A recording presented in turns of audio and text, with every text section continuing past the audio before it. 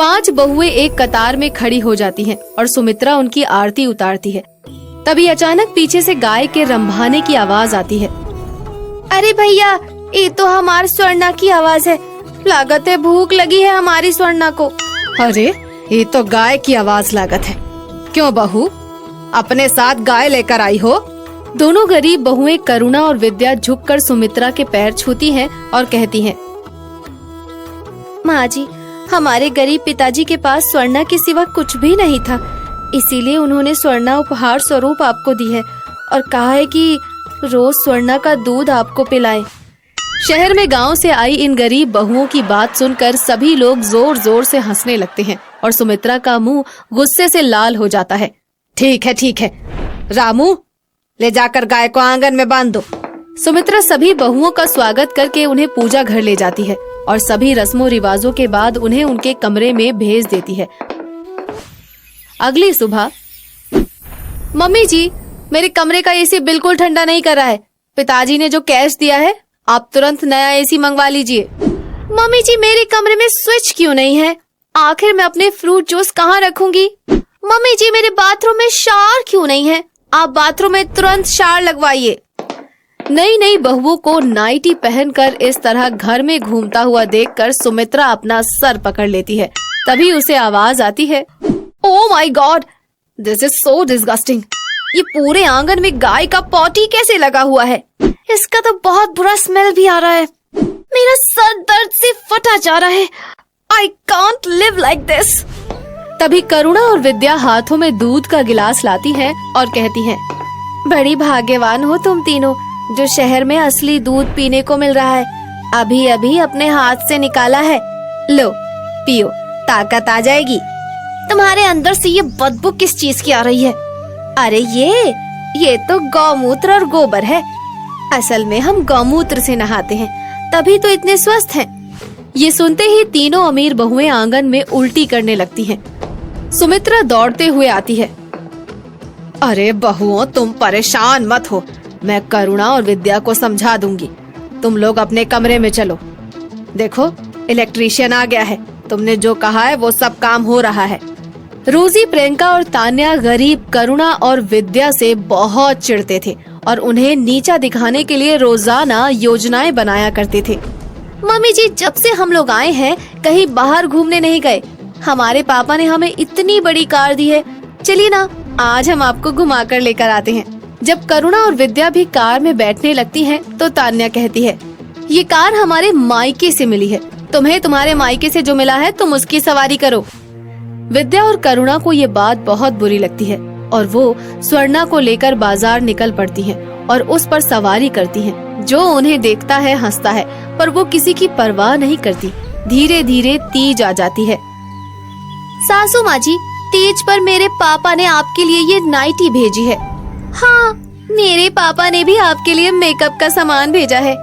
हमारे पापा ने तो सासू माँ के लिए बहुत सारे गिफ्ट्स भेजे हैं। करुणा और विद्या, तुम्हारे यहाँ से तीज पर माँ के लिए क्या आया है? हमारे पापा ने तो माँ के लिए तीज पर गन्ना भेजा है और माँ ने छाछ। सासू माँ जब स्वस्थ रहेंगी ना, तभी तो हम सबको आशीर्वाद देंगी। सब उन पर हंसते हैं। तीज के दिन आ जाते हैं। बहुओं, आज का दिन तुम सबको व्रत रखना है। शाम को तैयार हो जाना, हम सब मिलकर पूजा करेंगे। Oh wow, I am so happy. हम लोग पूरा मेकअप करेंगे और हेयर ड्रायर भी करेंगे। पर मेरा हेयर ड्रायर कहाँ है? अरे करुणा, जरा मेरा जीन्स आयरन तो कर देना। और विद्या, तुम मेरा हेयर ड्राई कर दो। पूरे दिन अमीर बहुएं गरीब बहुओं से काम करवाती रहती हैं और शाम को कहती हैं, ओह माय गॉड, मेरा सिर दर्द के मारे फटा जा रहा है। मुझे कॉफी चाहिए। मैं फास्ट नहीं रख सकती, मुझे फ्रूट्स खाने हैं। हे प्रभु, इन बहुओं ने तो पूजा की एक भी तैयारी नहीं करी है। मेरे अंदर तो इतनी ताकत भी नहीं है। लोग क्या कहेंगे? 5-5 बहुएं होते हुए भी मेरे घर पर कोई तैयारी नहीं हुई है। सुमित्रा घर आकर हैरान हो जाती है क्योंकि करुणा और विद्या ने कच्चे आंगन को अच्छी तरह से गोबर से लीपकर साफ सुथरा बना दिया था। बीच में तुलसी लगाकर दिया भी जलाया था। बड़ी बहुओं, आंगन में आकर पूजा कर लो। करुणा और विद्या ने सब तैयारी कर दी है। तीनों जीन्स पहन कर आती हैं। सुमित्रा को बहुत गुस्सा आता है। Oh my God, this is so disgusting. ये पूरे आंगन में गाय का पॉटी कैसे लगा हुआ है? इसका तो बहुत बुरा स्मेल आ रहा है। मेरा तो सर दर्द से फट रहा है। ओहो। तभी करुणा और विद्या साड़ी पहनकर वहाँ आती हैं और सास के साथ बैठकर पूजा करने लगती हैं। अरे बहुओं, सिर्फ अमीर होने से कुछ नहीं होता। आज अगर करुणा और विद्या नहीं होती तो ये तीज की पूजा भी नहीं कर पाती। चलो बैठो और पूजा करो। सुमित्रा खुश होकर अपने सोने के कंगन विद्या और करुणा के हाथों में डाल देती है। ये देखकर बाकी बहुएं भी बैठ जाती हैं। अब मन ही मन अमीर बहुएं करुणा और विद्या से बदला लेने की सोचती हैं। मम्मी जी, आप करुणा और विद्या की इतनी तारीफ करती हैं। आज से करुणा और विद्या का काम हम करेंगे और हमारा काम करुणा और विद्या करेंगे। और नहीं तो क्या, आंगन को लीपना, गाय का दूध निकालना, ये भी कोई बड़ा काम है क्या? हम भी तो देखें करुणा और विद्या हमारी तरह तैयार हो पाती है या नहीं। करुणा और विद्या उनकी बात मान लेती हैं। दूसरी तरफ तीनों अमीर बहुएं करुणा और विद्या का काम बांटने लगती हैं। मैं तो गाय का दूध निकाल लूंगी। मैं कंडे बनाऊंगी। अरे गोबर लीपना कौन सा मुश्किल काम है, ये मैं करूंगी। करुणा और विद्या अमीर बहुओं के कपड़े पहनकर सुंदर तरीके से तैयार हो जाती हैं। लेकिन दूसरी तरफ ओह माय गॉड, ये काऊ तो मुझे मार रही है। ओह, मैं दूध नहीं निकाल सकती इसका। मैं पॉटी टच नहीं कर सकती।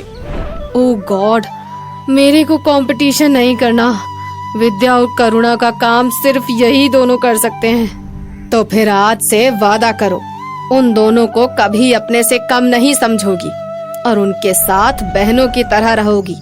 समझी तीनों? तीनों बहनें एक साथ चिल्लाती हैं। हम वादा करते हैं, हमें माफ कर दो। करुणा और विद्या उन्हें गले लगा लेती हैं। उसके बाद उनके घर कभी लड़ाई नहीं होती। कपूर टीवी। बचाओ, बचाओ। अरे कोई तो आकर मुझे और मेरे गर्भ में पल रहे बच्चे को इस आग में स्वाहा होने से बचाओ। कोई है? रुद्रपुर गांव में बंसी नाम का एक गरीब मोची रहता था। वो बाजार में सड़क के किनारे बैठकर जूते बनाने का काम किया करता था। एक दिन उसकी बेटी सुधा उसके लिए खाना लेकर आई। बापू, आपके लिए खाना लाई हूँ। आज तो तू बहुत जल्दी खाना ले आई। थोड़ी देर और करके नहीं ला सकती थी? गुस्सा न करो बापू, घर का काम करते करते देर हो गई तो मैं क्या करती। बंसी ये कह ही रहा होता है कि तभी वहाँ नवीन आ जाता है। नवीन का पास ही कपड़े का एक बड़ा शोरूम है और वो बहुत ही भला लड़का होता है। सुधा की सादगी और खूबसूरती को देखकर नवीन बहुत प्रभावित होता है। अरे काका, ये लड़की कौन है? मेरी बेटी सुधा है नवीन बाबू, और बेटी सुधा ये नवीन बाबू हैं। इनकी कपड़े की बहुत बड़ी दुकान है। नमस्कार नवीन बाबू। नमस्कार। नवीन मन ही मन सोचता है, अगर सुधा मेरी जिंदगी में आ जाए तो कितना अच्छा हो। इसे अच्छा घर और मुझे सुंदर और सादगी पसंद पत्नी मिल जाएगी। यही सोचकर नवीन ने बंसी से इस बारे में बातचीत की और अपने घर वालों की सहमति के बिना ही सुधा से शादी करके अपने घर ले आया। माँ, ये सुधा है, मैंने इससे शादी कर ली है। वाह बेटा, माँ को खबर तक नहीं और बेटा शादी करके दुल्हन को घर ले आया। तुम सुधा से शादी करने को मना न कर दो, बस इसी डर से नहीं बताया माँ। बहू को बहू ही क्यों समझ रही हो माँ? हम इसे घर की नौकरानी का दर्जा भी तो दे सकते हैं। इसीलिए भैया को नाराज मत करो और सुधा को अपनी बहू स्वीकार कर लो। ठीक है, मैं यही करती हूँ। तनु के समझाने पर रजनी सुधा को हंसकर अपनी बहू स्वीकार कर लेती है। और फिर क्यों री महारानी, तुम तो सेज पर आ बैठी। घर का काम कौन करेगा? तेरा बाप। सब काम करके ही बैठी हूँ माँ जी। क्यों झूठ बोलती हो भाभी? अभी तक बर्तन और कपड़े धोने का काम तो यूं ही पड़ा है। ये सुनकर सुधा कहती है, आपने तो मुझे घर की नौकरानी बना दिया है माँ जी। ये तो तुझे मेरे बेटे से शादी करते वक्त सोचना था ना। झुग्गी की पैदाइश को महलों की रानी कैसे बना दूं? चल उठकर काम पर लग जा। कुछ ही दिन बाद सुधा गर्भवती हो जाती है और नवीन ये खबर सुनकर फूला नहीं समाता। ये तो बहुत अच्छी खबर सुनाई तुमने सुधा। माँ और बहन को भी बताता हूँ, ये सुनकर वो भी गदगद हो जाएंगी। नहीं, आप उन्हें अभी कुछ मत बताना। कुछ दिन बाद मैं खुद ही उन्हें सरप्राइज दूंगी। लो माँ, गई भैंस पानी में, भाभी गर्भवती हो गई है। अब तो घर का सारा काम हमें ही करना पड़ेगा। तो चिंता मत कर, झोपड़पट्टी वाली काम वाली बाई ही बनेगी। मेरे पोते पोती जनने वाली बहू तो मैं कदापि नहीं बनने दूंगी इसे। सुधा के गर्भवती होने की खबर सुनते ही रजनी ने उसे और अधिक सताना शुरू कर दिया। एक दिन वो सुधा को मंदिर लेकर गई। आप मुझे यहाँ क्यों लेकर आई हैं माँ जी? वो शिवलिंग देख रही है ना? जा, इस तालाब से जल के पूरे 101 लोटे भरकर शिवलिंग को नहला। हमारे खानदान की हर बहू को ये रस्म पूरी करनी होती है और तू भी इसे पूरा करेगी, समझी? सुधा सास की बात को मोड़ने का साहस न कर सकी और उसने चुपचाप तालाब से लोटे में जल भरकर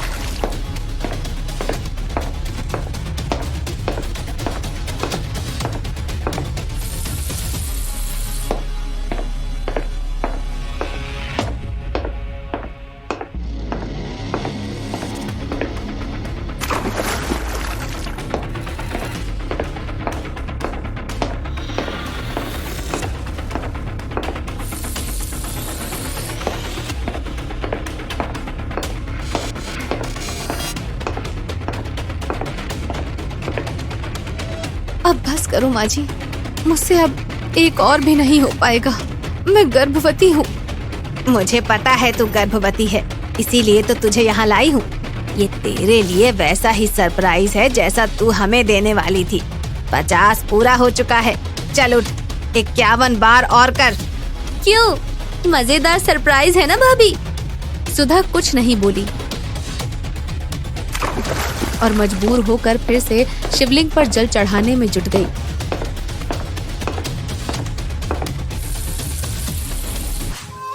हे भोलेनाथ, मेरी और मेरे बच्चे की रक्षा करना। मेरी सास और ननद शायद मेरे बच्चे की सलामती नहीं चाहती है। देखना, आज के बाद ये सरप्राइज देने के काबिल ही नहीं रहेगी। मुझे ये बच्चे जनने वाली बहू नहीं बल्कि घर की नौकरानी बनाकर रखनी है, नौकरानी। तुमने कमाल की चाल चली है माँ। काम भी हो जाएगा और हम पर इल्जाम भी नहीं आएगा।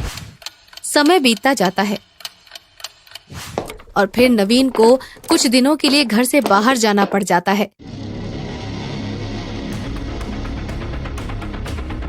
आज देखती हूँ कि कैसे बचेगी। एक बार इस तेल वाले फर्श पर फिसली तो समझो गई काम से। और इससे भी काम न बना तो फिर अगला प्लान फुल एक्शन प्लान होगा।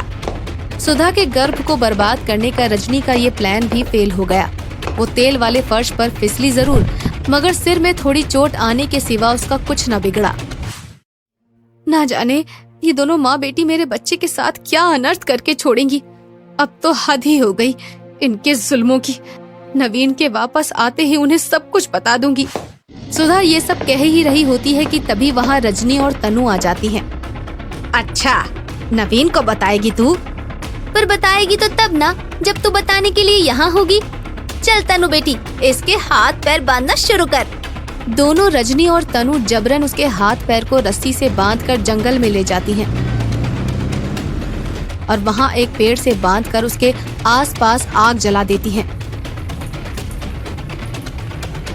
मुझ गर्भवती बहू पर दया करो माँ जी। भगवान के लिए मुझे और मेरे बच्चे को जिंदा छोड़ दो। मुझे छोड़ दो माँ जी।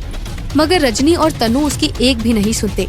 वे आग लगाकर चले आते हैं और फिर आग धीरे धीरे तेज होने लगती है।